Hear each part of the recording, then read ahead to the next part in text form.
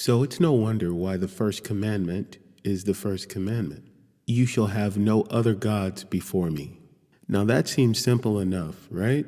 However, when I first heard that in the context in which Neville Goddard teaches it, it was an aha moment for me. It changed everything for me. Now, as we've all learned as students of the great Neville Goddard, the Bible is not to be taken literally, but as an allegory. So what this actually means is there is no God that you should put before yourself, before thyself. Also, it says, you shall worship the Lord your God and serve him only. That also means the self. As students of Neville Goddard, we are taught that we are God, that our own wonderful human imagination is God.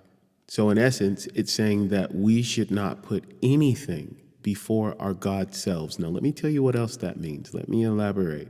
Anything that you create or want to manifest should never come before you. You should never make an idol out of anything that you have created or want to create.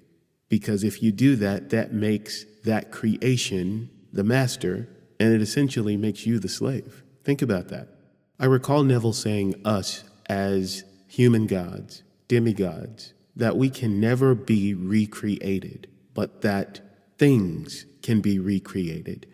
Wealth, relationships, material things. So why in the world would you idolize anything that you have created when you're the creator? Create wealth, lose it. Create a relationship, lose it. Whatever the case, it can be replaced. The thing created can never recreate you.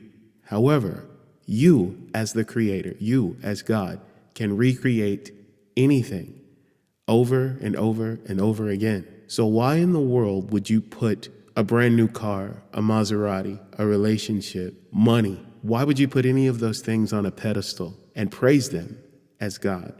That is why it is so important, and I believe this is why the first commandment is, you shall have no other gods before me. Meaning there should never be any creation that is praised as God before you. Never. That is a cardinal rule.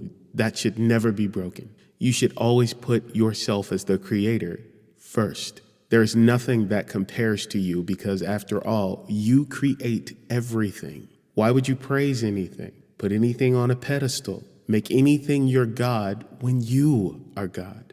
That is so exquisitely profound to me. And when you apply it in the way that Neville Goddard teaches it, it's the biggest aha moment in the world. It's like my brain exploded when I actually listened to this and got it. Growing up when I was just a little god in training in the early 1990s, I was on my way to school one day and I was walking through this alley and I found this little clear rock. It was actually a piece of glass. I thought it was so unique and I thought it was beautiful. So even at that age, I understood somewhat about my standing as more than just what the world would call me, just a regular teenager. So at 14, I had read the book Creative Visualization, so I was well on my way into understanding who I was. So long story short, I basically made an idol out of this little rock that I'd found. I gave it the power because I was ignorant at the time and did not realize I was the power. So I gave the power to this object instead of giving the power to myself. I would wish on this little rock, and a lot of the wishes that I wished on it would come true. Now, I was just a little kid back then. However, I see people in this community doing the exact same thing right now, namely with talking about or referencing the universe. Oh, you have to do this, or the universe won't give you this, or the universe is going to do this or do that. That is idolatry, and you are making an idol out of the universe. You should not do that. You are God. Nothing comes before you. Anything that is created by you cannot trump you whatsoever, never, ever, ever. Now let's talk about things that we put on pedestals, namely the ever controversial specific people, or people that we want something from or want a relationship with that we deem important.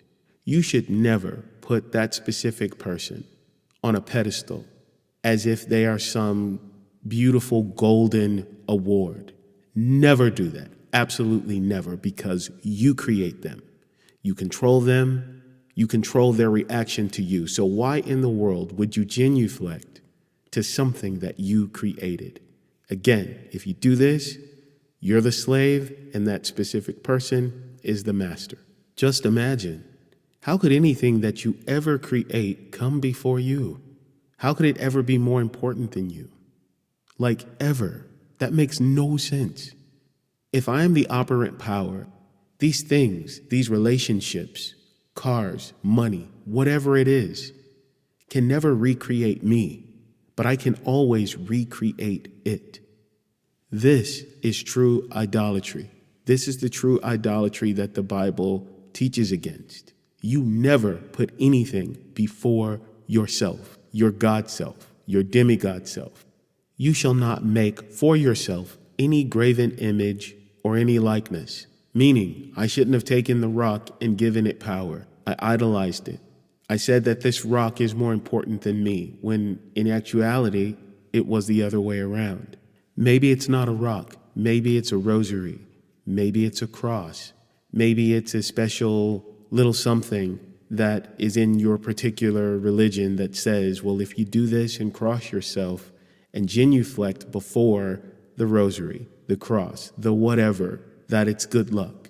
It's not. It's hogwash. It's ridiculous. It makes no sense. The only God that you need to genuflect before is yourself. So go look in the mirror and praise yourself. Go look in the mirror and genuflect before yourself, because you are God. Not a cross, not a rosary, not a special little rock that you find in an alley. None of that.